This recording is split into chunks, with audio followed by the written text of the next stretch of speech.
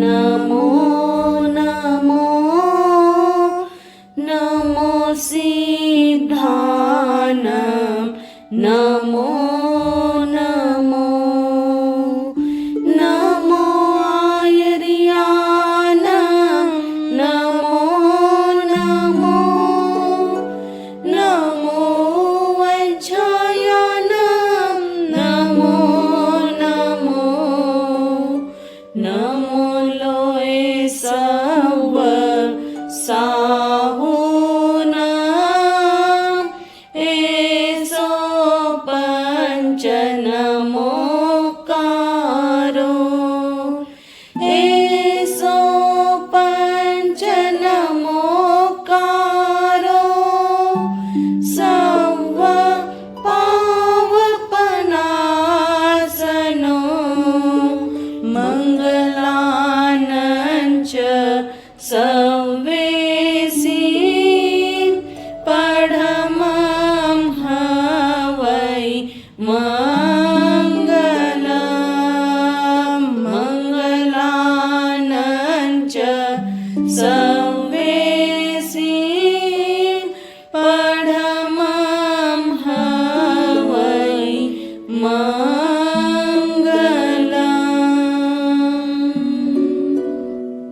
अरहन्तो भगवन्त इन्द्रमहिता सिद्धाश्च सिद्धिस्थिता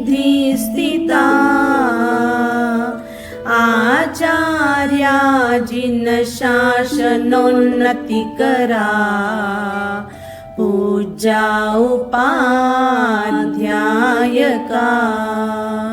श्री सिद्धांत सुपाठका मुनिवरा रत्नत्रयाराधका पंचैते परमेष्ठिनः प्रतिदिनं कुर्वन्तु नो मङ्गलं कुर्वन्तु नो मङ्गलम् ब्राह्मी चंदन बालिका भगवती राजीमती द्रौपदी कौशल्या च मृगावती च सुलसा सीता सुभद्रा शिवा कुन्ती शीलवती नलस्य दलिता चूला प्रभावत्यपि पद्मावत्यपि सुन्दरी दिनमुखे कुर्वन्तु नो मङ्गलं कुर्वन्तु नो मङ्गलम् मङ्गलं भगवान् वीरो मङ्गलं गौतम प्रभु मङ्गलं स्थूलिभद्राद्या जैनधर्मोऽस्तु मङ्गलम् सर्वमङ्गलमाङ्गल्यम् सर्वकल्याणकारणम् प्रधानं सर्वधर्माणां जैनं जयति शासनम् जैनं जयति शासनम्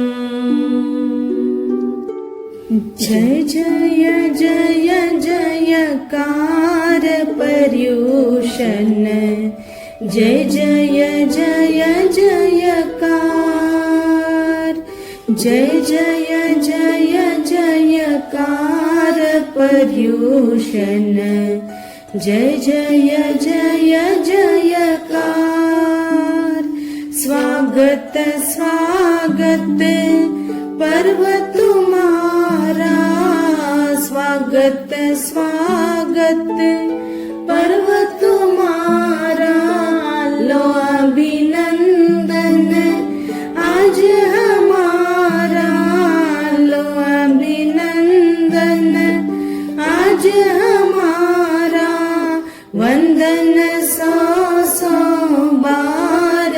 पर्युषण जय जय जय जयकार वंदन सौ सौ बार पर्युषण जय जय जय जयकार। नमो सिद्धानम श्री अंतकृतदशांग सूत्र तेनम कालेनम तेनम समयेनम चंपा नामम नैरिहोत्ता वन्नो तत्थनम चंपाए नैरिये उत्तरपुरथिमे दिशिभाये एत्थनम पुन्नभद्दे नामम चैये होत्ता वनसंडे वन्नो तिसेनम चंपाए नैरिये कोनिये नामम राया होत्ता महया हिमवंत वन्नो तेनम कालेनम तेनम समयेनम अज्ज सुहम में थेरे जाओ पंचहिम अनगार सहिम सद्धिम संपरिवूढ़े पुव्वानुपुव्विम चर्माने गामानुगामम द्विज्यमाने सुहम सुहेनम विहरमाने जेनेव चंपानेरी जेनेव पुन्नभद्दे चाहिए तेनेव समूसरिये परिसा गया जाओ पड़ी गया तेनम कालेनम तेनम समयेनम अज्ज सुहमस्स अंतेवासी अज्ज जंबुजाव पज्जुवा समाने एवं वयासी जैनम भंते समनेनम भगवया महावीरेनम आईगरेनम जाव संपत्तेनम सत्तमस्स अंगस्स उवासग दसानम ऐमठ्ठे पन्नत्ते अट्ठमस्सनम भंते अंगस्स अंतगढ़ दसानम समनेनम जाव संपत्तेनम के अट्ठे पन्नत्ते एवं खलु जंबू समनेनम जाव संपत्तेनम अट्ठमस्स अंगस्स अंतगढ़ दसानम अट्ठवग्गा पनत्ता जैनम भन्ते समनेनम जाव संपत्तेनम अट्ठमस्स अंगस्स अंतगढ़ दसानम अट्ठवग्गा पनत्ता पड़मस्सनम भन्ते वग्गस्स अंतगढ़ दसानम समनेनम जाव संपत्तेनम कई अज्जैना पन्नत्ता एवं खलु जंबू समनेनम जाव संपत्तेनम अट्ठमस्स अंगस्स अंतगढ़ दसानम पड़मस्स वग्गस्स दस अज्जैना पन्नत्ता तम जहा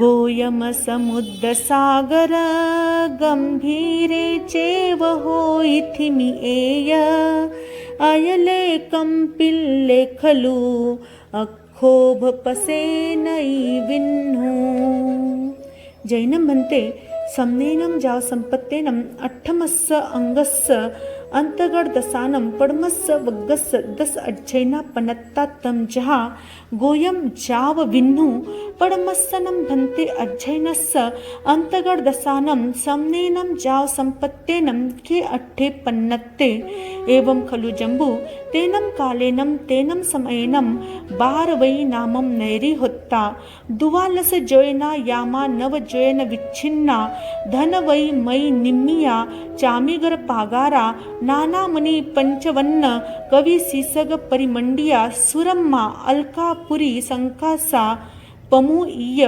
पक्कीलिया पच्छखम देव लोग भूया पासाइया दरिसनिज्जा अभिरुवा पड़िरुवा तिसेनम बारवैये नैरिये भैया उत्तर पुरुथिमे दिशि भाए एत्थनम रेवये नामम पव्वये होत्ता वन्नो तत्थनम रेवये पव्वये नंदनवने नामम उज्जाने होत्ता वन्नो सुरप्पिये नामम जक्खाययने होत्ता पोराने सेनम एगेनम वनसंडेनम परिखित्ते असोगवर पायवे तत्थनम बारवैये नैरिये कन्हे नामम वासुदेवे राया परिवसई महया हिमवंत राय वन्नो सेनम तत्थ समुद्र विजय पामुखानम दसन्नम दसारानम बलदेव पामुखानम पंचनम महावीरानम पज्जुन्न पामुखानम अद्भुत्थानम कुमार कोडिनम संब पामुखानम सठ्ठिये दुद्धंत साहसीनम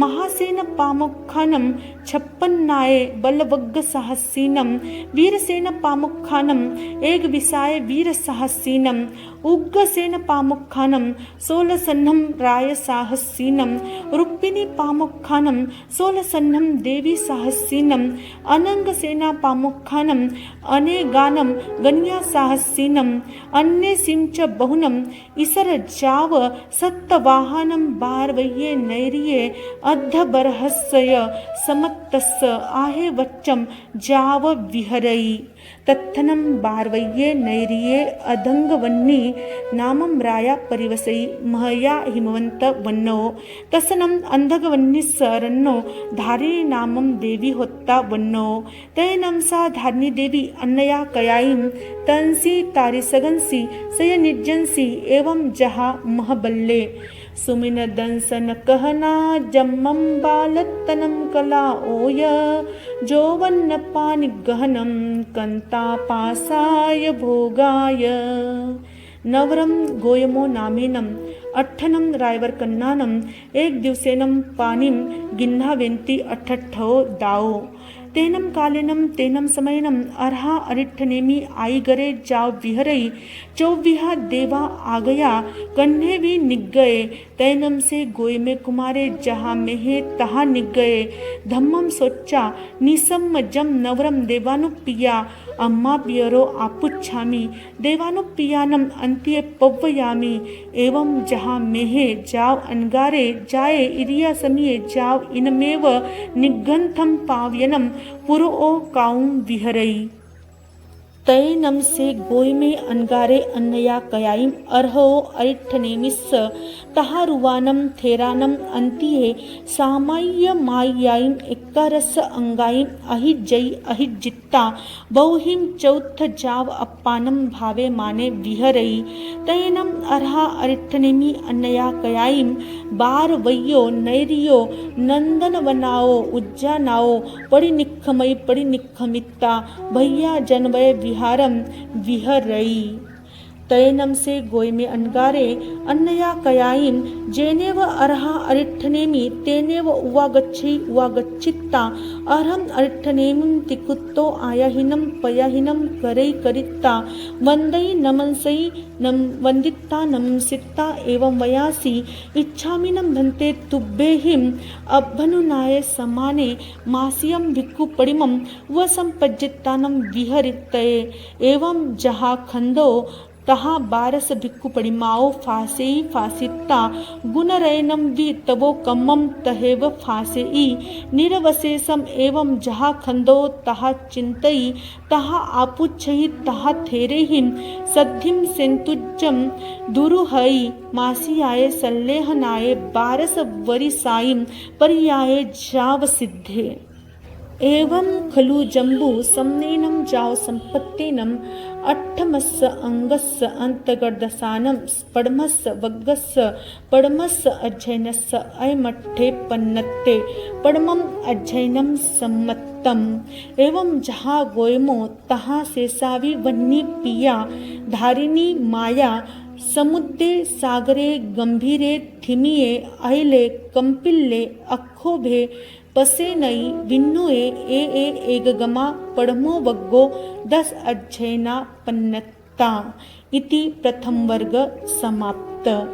द्वितीय वर्ग जैनम भन्ते समनेनं जाव संपत्तेनं पडमस्य वग्गस्य अयमठ्ठे पन्नत्ते दोच्चसनं भन्ते वग्गस्य अंतगर्दसानं समनेनं जाव संपत्तेनं कई अध्ययना पन्नत्ता एवं खलु जम्बू समनेनं जाव संपत्तेनं अट्ठ अध्ययना पन्नत्ता तम जहा अक्षोभे सागरे खलु समुद्र हिमवंत अयलनामेय धरनेय पूर्णेवीय अभिचंदे चैव अट्ठमये तेनं कालेनं तेनं समयनं बारवये नैरिये वह्नि पिया धारिणी माया जहाँ पड़मो बग्गो तहाँ सव्वे अट्ठ अध्ययना गुणरयनतो कम्मम 16 वासाईं परियाओ सेंतुज्जे मासियाय संलेहनाय जाव सिद्धा एवं खलु जम्बू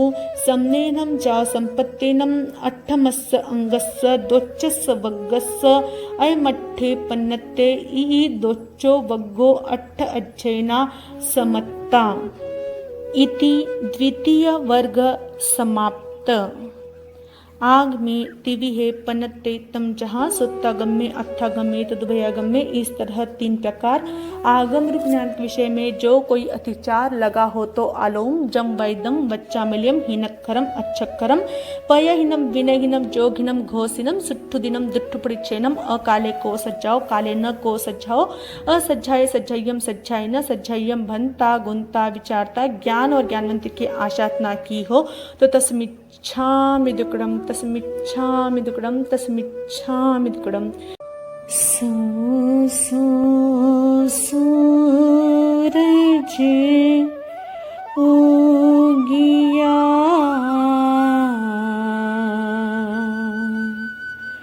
चंदा उगे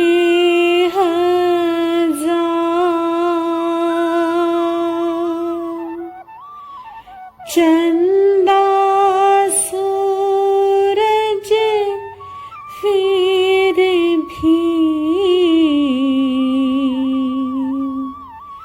गुरु बिन घोर अंधारे प्रभु जी गुरु बिन घोर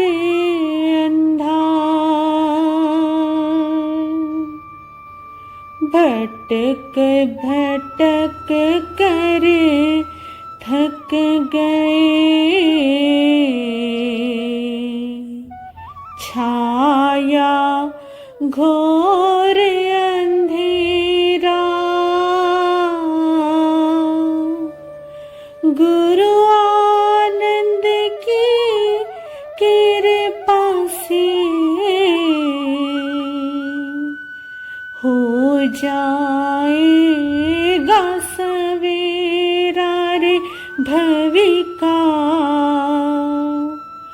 हो जाएगा सवेरा।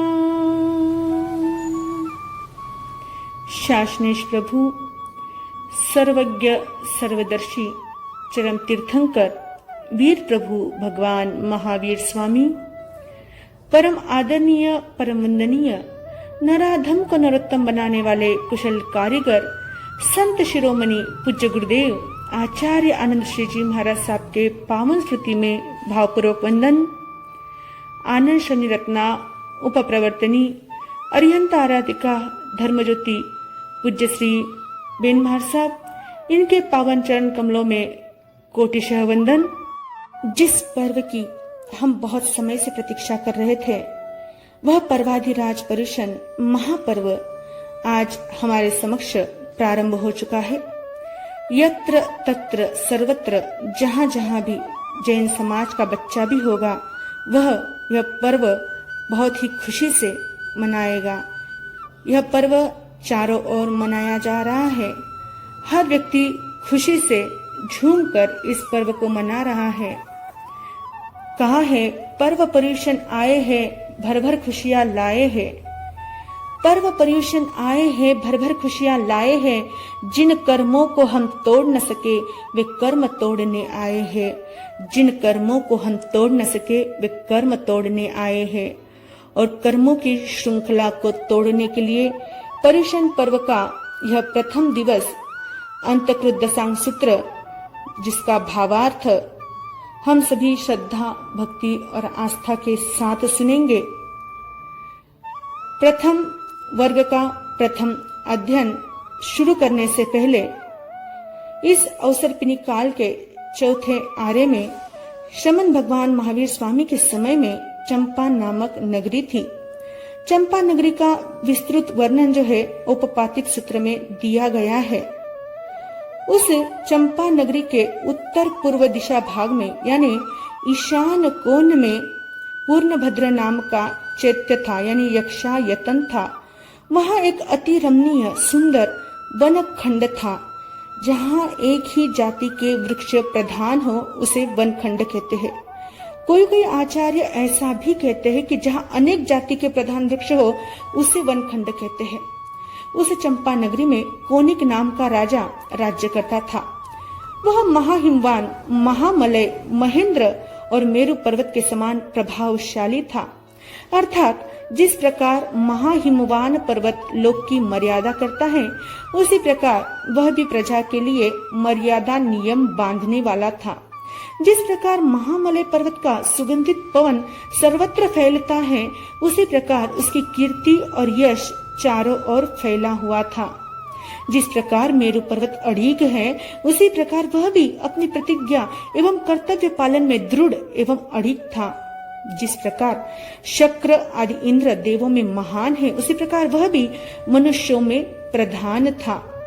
उस समय में स्थविर आर्य सुधर्मा स्वामी 500 अंगारों के साथ तीर्थंकर भगवान की परंपरा के अनुसार विचरते हुए एवं अनुक्रम से ग्रामानुग्राम विहार करते हुए चंपा नगरी के पूर्णभद्र नामक उद्यान में पधारे। आर्य स्थविर सुधर्मा स्वामी, स्थविर वे होते हैं तप संयम में लगे हुए। साधुओं को परिचय उपसर्ग आने पर यदि वे संयम मार्ग से गिरते हो, शिथिल बनते हो, तो उन्हें जो संयम में स्थिर करे, उन मुनियों को स्थविर कहते हैं। वे वय स्थविर, श्रुत स्थविर और दीक्षा स्थविर, यानी वय, श्रुत और दीक्षा में बड़े होते हैं। इस अपेक्षा से 3 प्रकार के यह स्थविर है। वय स्थविर यानी जिन मुनि की वय यानी आयु 60 वर्ष की हो, वे वय स्थविर कहलाते हैं। इन्हें अवस्था स्थविर भी कहते हैं। 2 नंबर के है श्रुत स्थविर, यानी जो स्थानांग सूत्र और समवायांग सूत्र के ज्ञाता हो, उन्हें श्रुत स्थविर कहते हैं। उन्हें ज्ञान स्थविर भी कहते हैं। तीसरे है दीक्षा स्थविर, यानी जिनकी दीक्षा पर्याय 20 वर्ष की हो, उन्हें दीक्षा स्थविर कहते हैं। उन्हें प्रवज्जा स्थविर या पर्याय स्थविर भी कहते हैं। इस तरह से स्थविर आर्य सुधर्मा स्वामी के आगमन को सुनकर परिषद उन्हें वंदना करने के लिए एवं धर्म कथा सुनने के लिए अपने अपने घर से निकलकर वहां पहुंची और वंदन कर एवं धर्म कथा सुनकर लौट गई। उस समय में आर्य सुधर्मा स्वामी की सेवा में सदा समीप रहने वाले काश्यप गोत्रीय आर्य जम्बू स्वामी ने आर्य सुधर्मा स्वामी से इस प्रकार पूछा, हे भगवान, अपने शासन की अपेक्षा से धर्म की आदि करने वाले साधु, साध्वी, श्रावक और श्राविका रूप 4 तीर्थ की स्थापना करने वाले यावत सिद्ध गति को प्राप्त शमन भगवान महावीर स्वामी ने उपासक दशा नामक 7वें अंग में आनंद, कामदेव आदि 10 उपासकों का वर्णन किया है। वह मैंने आपके मुखारविंद से सुना है। अब कृपा कर यह बताइए कि अंतकृत दशा नामक 8वें अंग में श्रमण भगवान महावीर स्वामी ने किस विषय का प्रतिपादन किया है। जिस शास्त्र को हम सुन रहे हैं, अंतर्गत दशा सूत्र, जिज्ञासा हो सकती कि अंतर्गत दशा किसे कहते हैं। तो इस शब्द का अर्थ टीकाकार श्री अभय सूरी ने इस प्रकार किया है, अंतो भवांतः कृतो विहितो ये स्तेन्त कृतास्तद वक्तव्यता प्रतिबद्धा दशाः दशाध्ययन रूपा ग्रंथ पद्धतय इति अंतकृत दशाः। अर्थात जिन महापुरुषों ने भव का अंत कर दिया है, वे अंतकृत कहलाते हैं। उन महापुरुषों का वर्णन जिन दशा अर्थात अध्ययनों में हो, उन अध्ययनों से युक्त शास्त्र को अंतकृत दशा कहते हैं। इस सूत्र के प्रथम और अंतिम वर्ग के 10-10 अध्ययन होने से इसको दशा कहा है। कोई अंतकृत शब्द का ऐसा अर्थ करते हैं कि जो महापुरुष अंतिम श्वासोश्वास में केवल ज्ञान प्राप्त कर मोक्ष में गए हैं, उन्हें अंतकृत कहते हैं। किंतु यह अर्थ शास्त्र सम्मत नहीं है, क्योंकि केवल ज्ञान होते ही 13वां गुणस्थान गिना जाता है। 13वें गुणस्थान का नाम सहयोगी केवली गुणस्थान है। इस गुणस्थान में योगी की प्रवृत्ति रहती है। इसके अंत में योगों का निरोध कर 14वें गुणस्थान में जाते हैं। इसलिए अंतिम श्वासोश्वास में केवल ज्ञान उत्पन्न होने की बात कहना ठीक नहीं है। केवल ज्ञान होने के बाद 13वें गुणस्थान में कुछ ठहर कर उसके बाद अयोगी केवली नामक 14वां गुणस्थान प्राप्त होता है। अतः टीकाकार ने जो अर्थ किया है वह ठीक है। इस प्रकार भव यानी चतुर्गति रूप संसार का अंत करने वाली महान आत्माओं में से कुछ महान आत्माओं के जीवन का वर्णन इस सूत्र में दिया गया है, इसलिए इसे अंतकृत दशा सूत्र कहते हैं।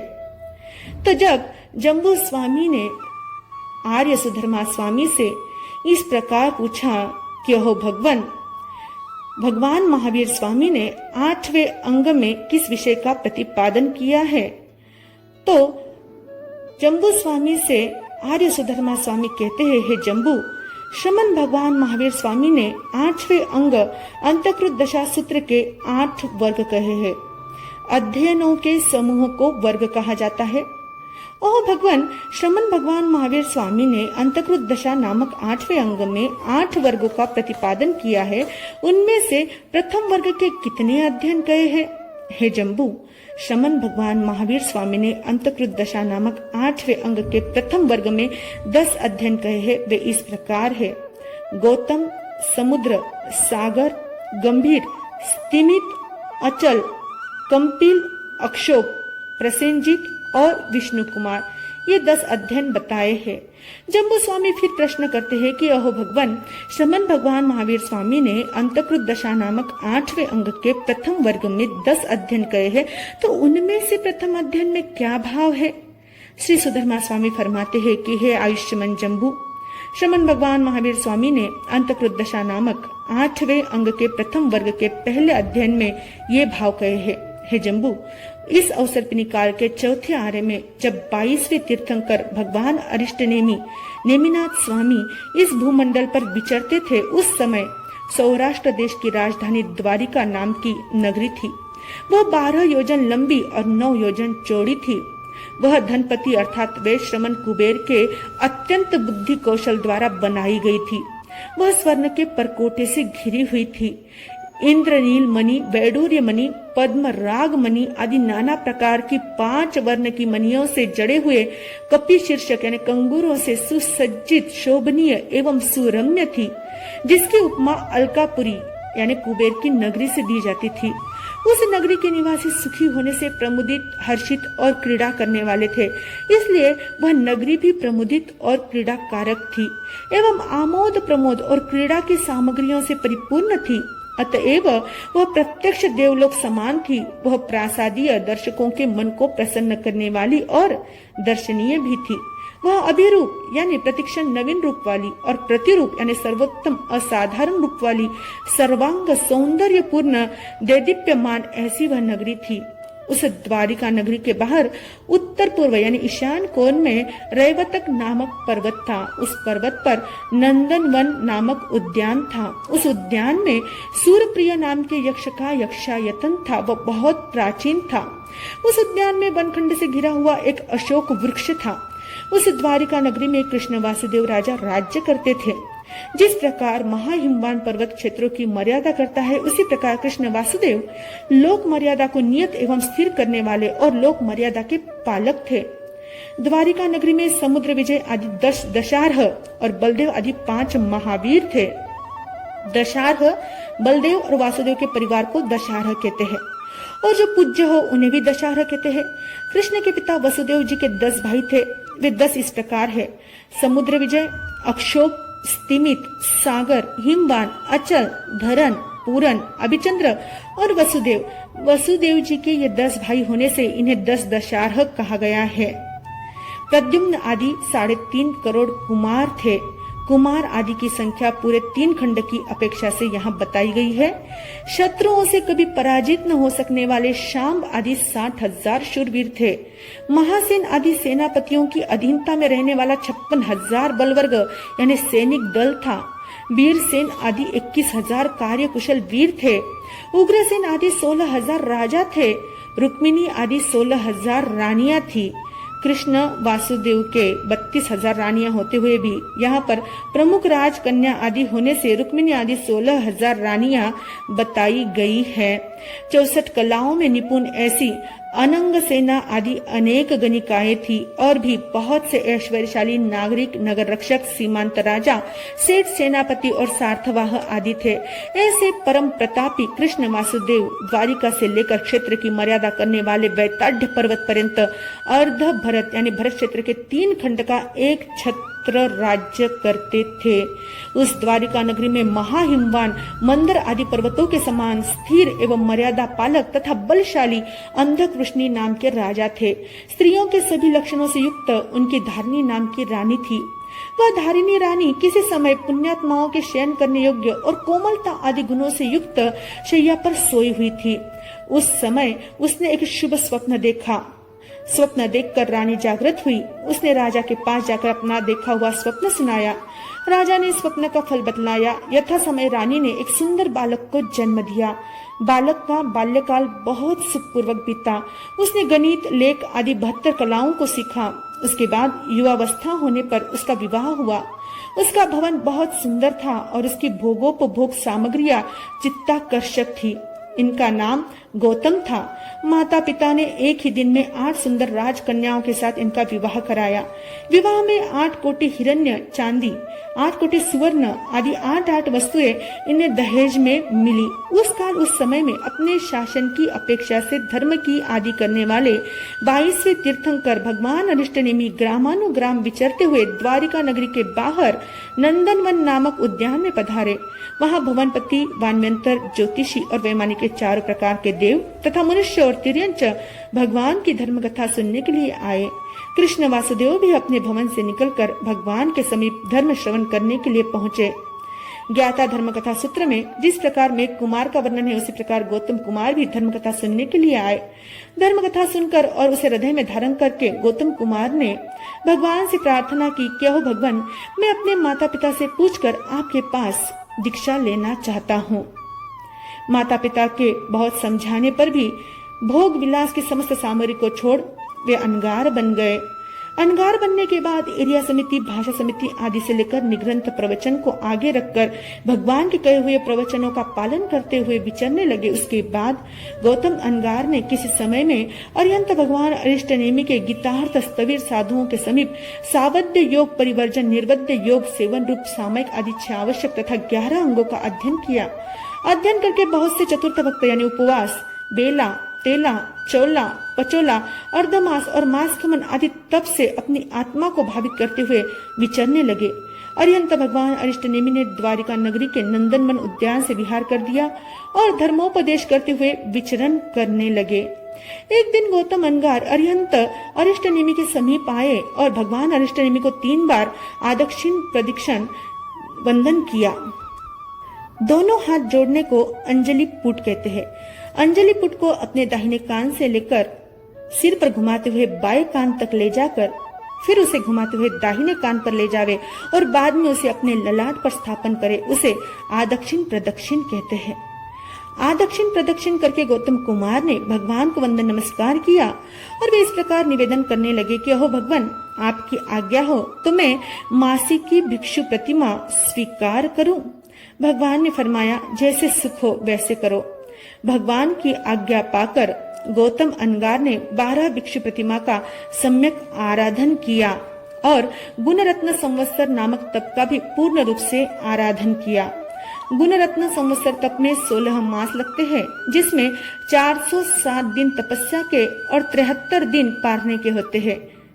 इस तरह से जिस प्रकार स्कंदक मुनि ने विचार करके भगवान से पूछा था, उसी प्रकार गौतम अनगार ने भी विचार किया और भगवान से पूछा। गौतम मुनि भी स्थविरों के साथ शत्रुंजय पर्वत पर गए और 12 वर्ष की दीक्षा पर्याय का पालन कर मासिक संलेखना करके सिद्ध बुद्ध मुक्त हुए। श्री सुधर्मा स्वामी अपने शिष्य जम्बू स्वामी से कहते हैं, आयुष्मान जम्बू, सिद्ध गति नामक स्थान को प्राप्त श्रमण भगवान महावीर स्वामी ने अंतर्गत दशा नामक 8वें अंग के प्रथम वर्ग के प्रथम अध्ययन में गौतम कुमार के मोक्ष प्राप्ति का वर्णन किया है। जिस प्रकार गौतम कुमार के प्रथम अध्ययन का वर्णन किया है, उसी प्रकार शेष समुद्र कुमार आदि के 9 अध्ययनों का वर्णन भी जानना चाहिए। कुमारों के नाम इस प्रकार है: समुद्र कुमार, सागर कुमार, गंभीर कुमार, स्तिमित कुमार, अचल कुमार, कंपिल कुमार, अक्षोभ कुमार, प्रसेनजीत कुमार और विष्णु कुमार। इन सब के पिता का नाम अंधकृष्णी और माता का नाम धारिणी है। इसके अतिरिक्त इन 9 अध्ययनों में कोई भेद नहीं है, सबका वर्णन एक समान है। हे जम्बू, इस प्रकार प्रथम वर्ग के 10 अध्ययनों का प्रतिपादन किया गया है। इति प्रथम वर्ग समाप्त हुआ। दूसरा वर्ग, जिसका भावार्थ इस प्रकार से बताया गया है कि जम्बू स्वामी अपने गुरु श्री सुधर्मा स्वामी से पूछते हैं कि अहो भगवान, सिद्ध गति को प्राप्त श्रमण भगवान महावीर स्वामी ने प्रथम वर्ग में गौतम आदि 10 कुमारों के मोक्ष प्राप्ति पर्यंत वर्णन किया, वह मैंने सुना। उसके बाद अंतर्गत सूत्र के दूसरे वर्ग में कितने अध्ययनों का प्रतिपादन किया है?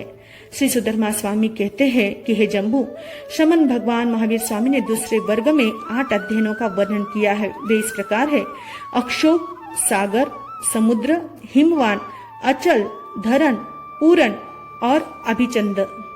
जिस समय भगवान अरिष्टनेमि विचरण करते थे, उस समय द्वारिका नगरी में अंधकृष्णी नाम के एक राजा रहते थे। प्रथम वर्ग में जिनका वर्णन किया है वे गौतम कुमार आदि 10 और द्वितीय वर्ग में जिनका वर्णन है वे अक्षोभ कुमार आदि 8। ये 18 कुमार सगे भाई थे। इनके पिता का नाम अंधकृष्णी और माता का नाम धारिणी था। यही बात पूज्य श्री जयमल जी महाराज साहब ने अपनी बड़ी साधु वंदना में कही है। गौतमादिक कुंवर सगा 18 भ्रात, अंधक विष्णु सुत धारिणी चारी मात।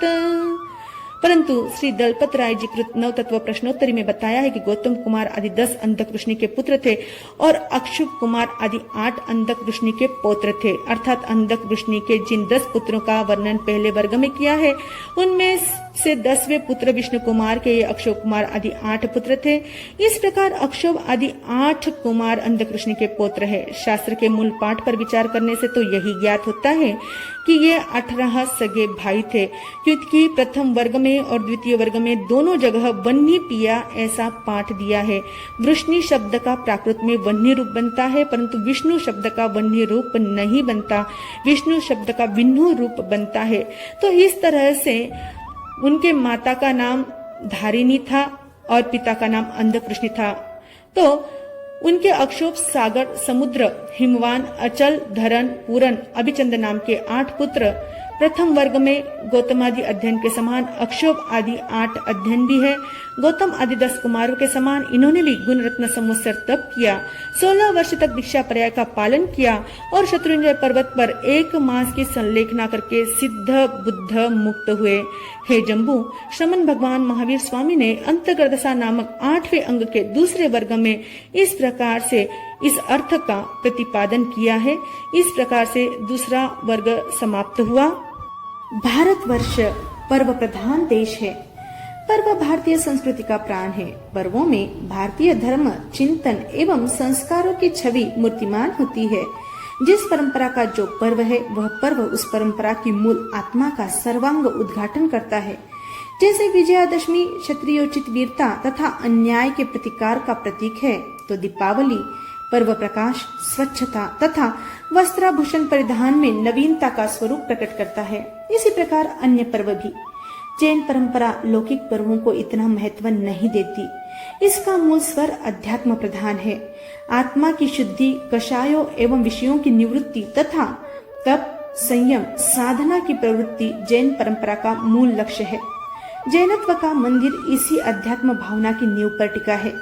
इस अध्यात्म भावना व संस्कार का समुज्वल रूप पर्युषण पर्व में अतीव स्पष्टता एवं विशदता के साथ उजागर होता है। पर्युषण पर्व जैन धर्म, दर्शन, संस्कृति के सर्वांग स्वरूप को मूर्तिमंत कर देता है। पर्युषण आत्म आराधना का पर्व है।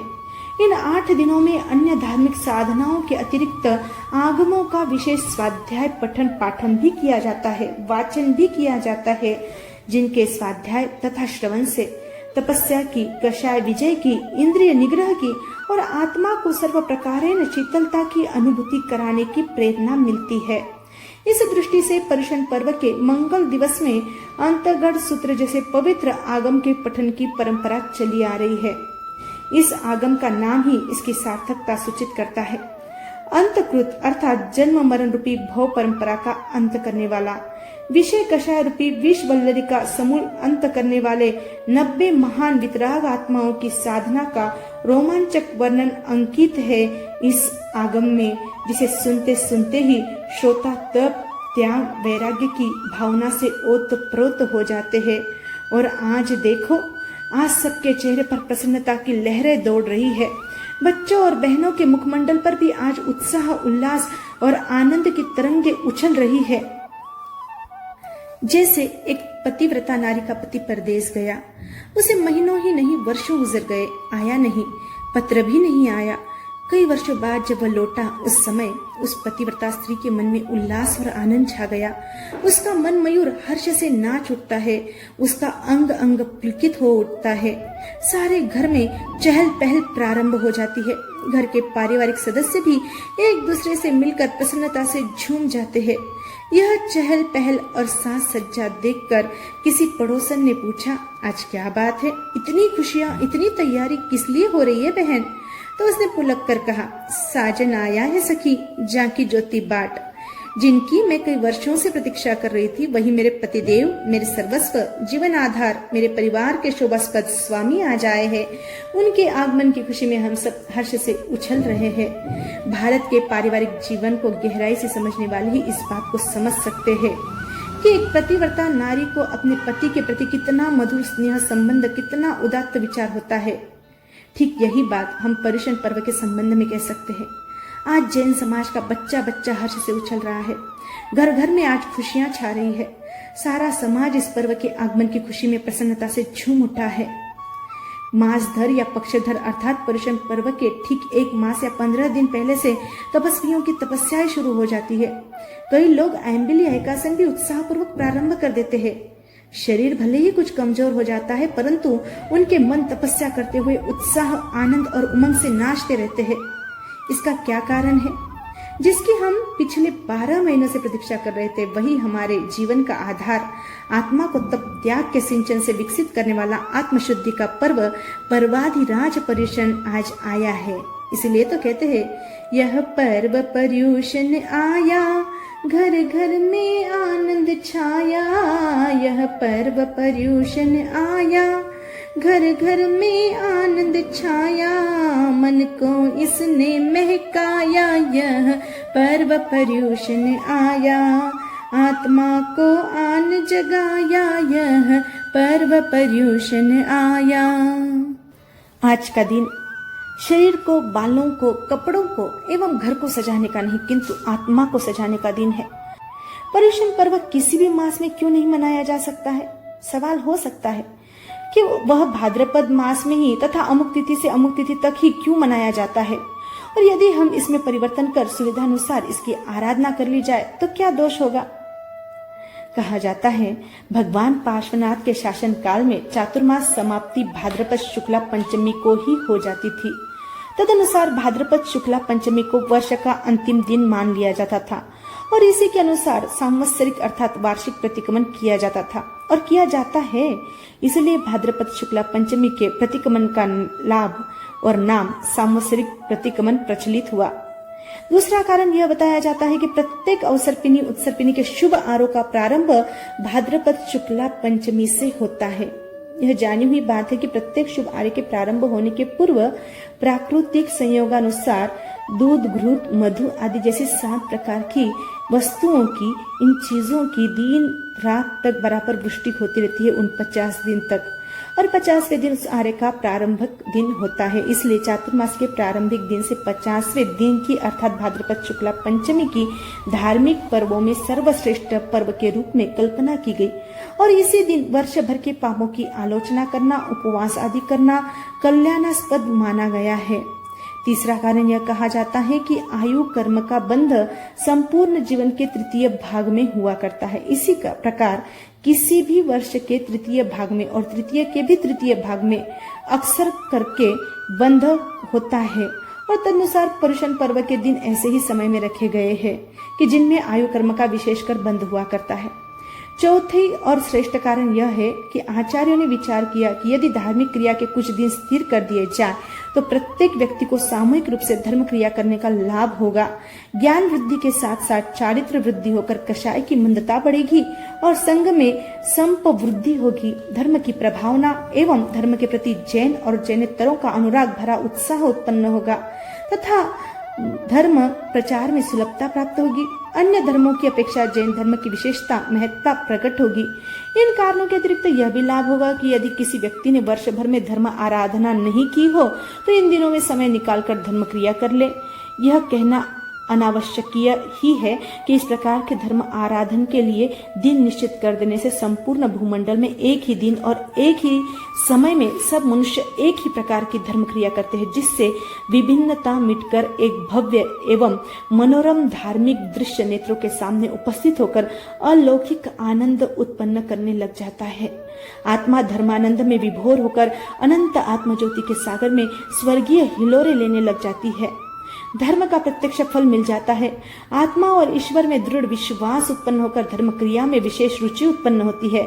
संसार के प्रति क्षणिकता का भाव होता है, विरक्ति पैदा होती है। अर्थात संक्षेप में यूं कह सकते हैं कि आत्मा की वास्तविकता का पता चल जाता है। कोई यह भी कह सकता है कि यह पर्व 8 दिन के लिए ही क्यों मनाया जाता है? तो जवाब हो सकता है कि इन 8 दिनों में मानव छोड़ने योग्य, ग्रहण करने योग्य और जानने योग्य जो 8 कर्म है, 8 मद है और 8 प्रमाद है, उन्हें छोड़े, जानने योग्य 8 प्रवचन को जाने तथा पाने योग्य सिद्धि को पाए। इन परम पवित्र 8 दिनों में अंतर्गत सांग सूत्र का ही वाचन क्यों किया जाता है? हमारे जैन धर्म में 1-2 नहीं किंतु पूरे 32 आगम है। हर साल एक आगम को पढ़ सकते हैं, किंतु उन आगमों में ऐसे महापुरुषों का वर्णन है जो उसी भव में अथवा अन्य अनेक भवों में भव भ्रमण करने के पश्चात मोक्षगामी होंगे। पर अंतकृत दशांग सूत्र में जिन 90 महापुरुषों का वर्णन है, वे सभी महापुरुष उसी जन्म में संपूर्ण कर्मों को जड़ मूल से काट कर सिद्ध, बुद्ध एवं मुक्त बने। अतः इन 8 दिनों में संपूर्ण जन्म, जरा और मरण के बंधन काटने वाले महापुरुषों का जीवन चरित्र सुनाया जाता है। इस आगम को पढ़कर जीव शीघ्र सन्मार्ग की ओर अग्रसर होता है। अतः नीति स्पष्ट कहती है, जीवन चरित्र महापुरुषों के हमें नसीहत करते हैं। जीवन चरित्र महापुरुषों के हमें नसीहत करते हैं। हम भी अपना अपना जीवन स्वच्छ रम्य कर सकते हैं। हम भी अपना अपना जीवन स्वच्छ रम्य कर सकते हैं। पर्यूषण किसे कहते हैं? पर्यूषण शब्द का पहला अर्थ यह लिया जा सकता है कि परि यानी चारों तरफ से और उषण यानी उपशमन, शांत करना, भीतर और बाहर से कषायों के झंझावात को शांत करना, वह पर्यूषण। दूसरा अर्थ होगा परिवसनम, आत्मा के नजदीक रहना। अनादि काल से हम पुद्गलों से चिपके हुए थे, अतः हमारी आत्मा पर में ही मारी मारी भटकती रही है। अब उसे आत्मस्थ होना है और यही पर्यूषण का मुख्य उद्देश्य है। पर्यूषण का तीसरा अर्थ है उषदाह यानी क्रोधादि कषायों एवं कामादि विकारों को जलाकर भस्म करना। इन 8 दिनों में हमें ज्ञान, दर्शन, चारित्र, तप, दान, शील, आलोचना और क्षमा की साधना करना है। शव में शिवत्व प्रकट करना ही साधना है। वह शिवत्व अष्टविध सद्गुणों के माध्यम से प्रकट होता है। प्रथम ज्ञान दिवस है। इसमें हमें जड़ व चेतन का भेद विज्ञान करना है। आत्मज्ञान ही सच्चा ज्ञान है। विज्ञान तुम्हारे झूठे है, सच्चा है केवल आत्मज्ञान। सम्यक ज्ञान मिथ्या अज्ञान अंधकार को क्षण पल भर में हटाकर मन मंदिर में ज्ञान का महाप्रकाश वितरित करता है। क्योंकि शास्त्रकारों ने कहा, नानम नरस्य सारो, मनुष्य जीवन का सार सम्यक ज्ञान है। अनेकानेक सूर्य, हजारों लाखों चंद्रों, करोड़ों बल्बों एवं संख्यात दीपकों का प्रकाश भी अंधे व्यक्ति के लिए व्यर्थ है, किंतु ज्ञान के प्रकाश से उस व्यक्ति का अंतकरण जगमगा उठता है। संसारस्थ प्राणी सूर्य व चंद्र को प्रकाश पुंज मानता है। दीपक और बिजली को भी अंधकार का नाशक कहता है, किंतु वह प्रकाश तो सीमित जगह को ही प्रकाशित करता है। आवश्यक नियुक्ति में फरमाया गया है, दबुज्जो उज्जो ओ पगासई परिमियम्मि खित्तम्मि भावुज्जो उज्जो ओ लोगा लोगम पगासे ई। द्रव्य उद्योत परिमित क्षेत्र को ही प्रकाशित करता है, किंतु भाव प्रकाश लोकालोक को प्रकाशित करता है। चंद्र सूर्य का प्रकाश पौद्गलिक है, क्षण विध्वंसी है। चंद्र सूर्य को तो कभी मेघ ढक सकता है और राहु ग्रसित कर उसके तेज को फीका कर सकता है। आत्मज्ञान के समक्ष सब तेज मंद है, पर आज आत्मज्ञान घट रहा है और विज्ञान बढ़ रहा है। आत्मज्ञान का प्रकाश 3 काल में भी आच्छादित नहीं हो सकता है। वैज्ञानिक युग के एक चमत्कार से बुद्धि भी चकरा रही है। रेल, कार, बस, मोबाइल, टीवी, नल, बिजली, पंखा, एसी, घड़ी, रेडियो, इंटरनेट, प्लेन, नौका आदि ये सब चीजें आज पुरानी सभ्यता में आ गए हैं।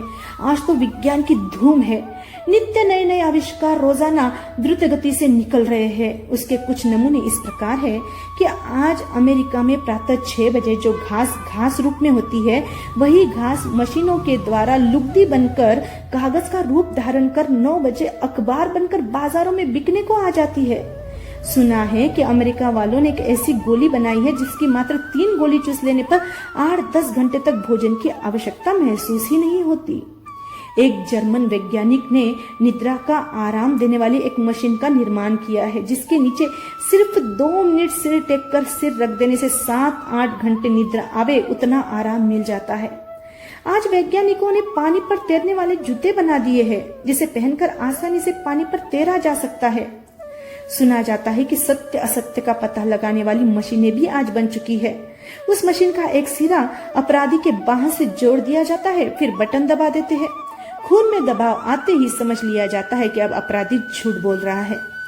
सुना है कि अमेरिका में एक मकान है, उसमें 4 यंत्र लगे हुए हैं। पहला यंत्र खोलने से पूरे मकान में हवा भर जाती है, दूसरा यंत्र खोलने से बादल बन जाते हैं, तीसरा यंत्र खोलने से बिजली बन जाती है और चौथा यंत्र खोलते ही वर्षा चालू हो जाती है।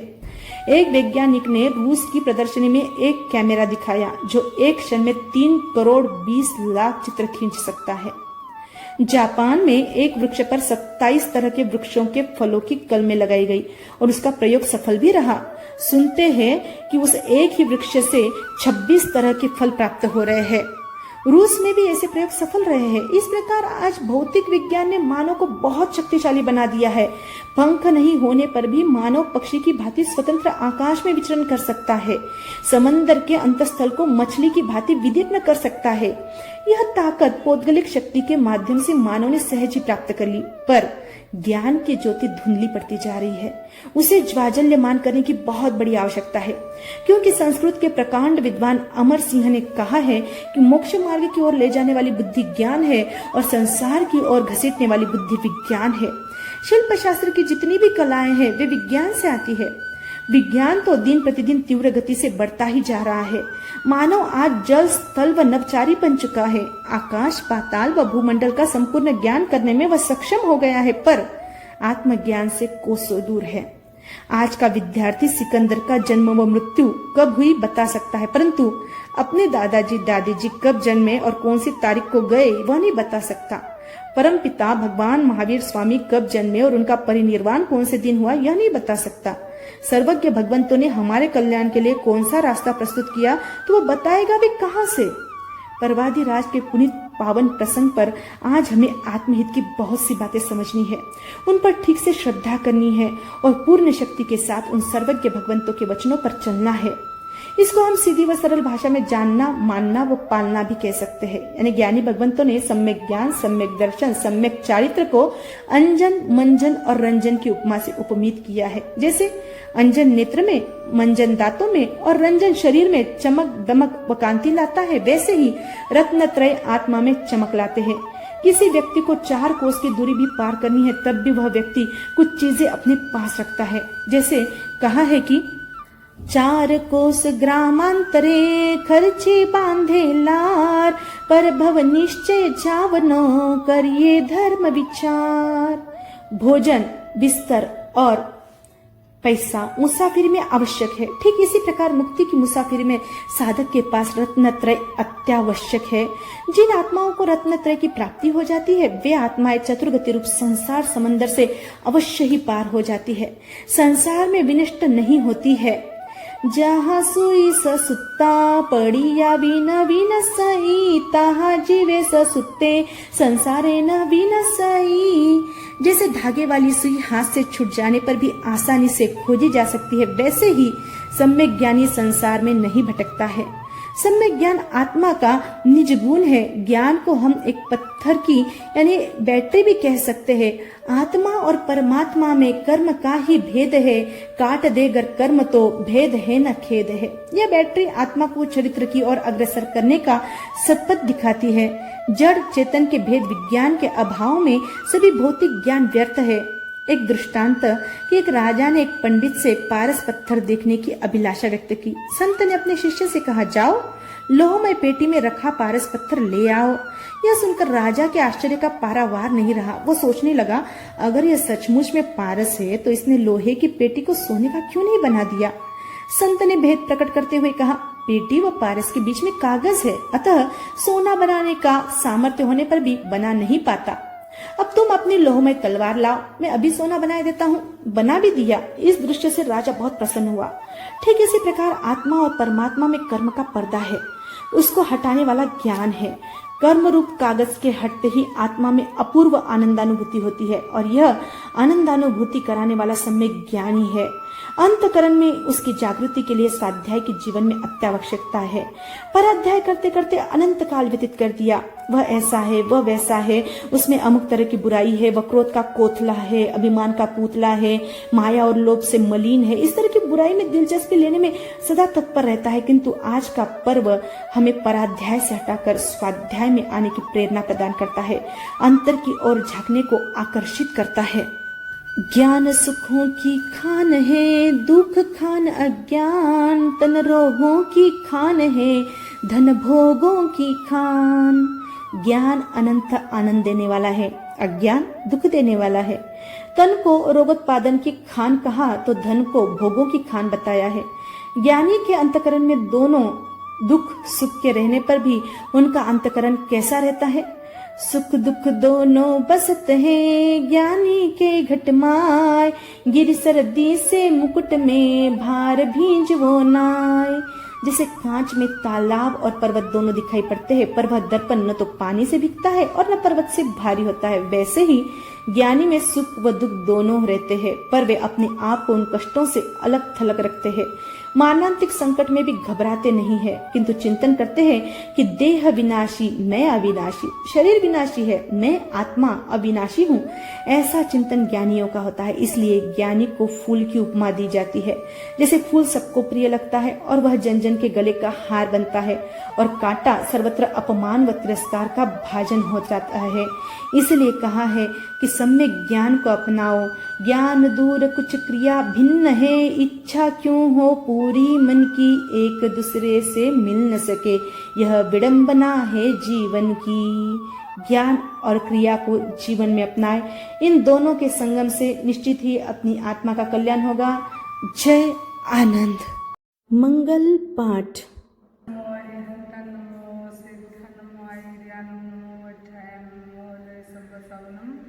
चैताभरमासं चक्रवर्ती महेधियो संति संति करेल पतोऽनन्तरं नवीन सुसुर गगलं यंग परिवृत्ति किलसे हरि सिद्धाय भुजय सौसम सर्वारिष्ट प्रणाशाय सर्वाभीष्टदायिने सर्वलब्ध निधानाय गौतम स्वामी नमो नमः। गुरुदेवमंगलं सिद्धामंगलं साहुमंगलं केलिपनतो धर्ममंगलं चतारी लोगोत्मा यंका लोगोत्मा सिद्धा लोगोत्मा साहुलोगोत्मा केवलिपनतो धम्मो लोगोत्मा चतारी शरणं भगवच्चामि सिद्धे शरणं भगवच्चामि साहु शरणं भगवच्चामि धम्मो शरणं भगवच्चामि हरिहंतों शरणा सिद्धों का शरणा शरणा दयागणों का शरणा चार शरणा दुर्भरणा सुखरणा शरण नहीं कोई जो भवी प्राणी आगे तो अक्षय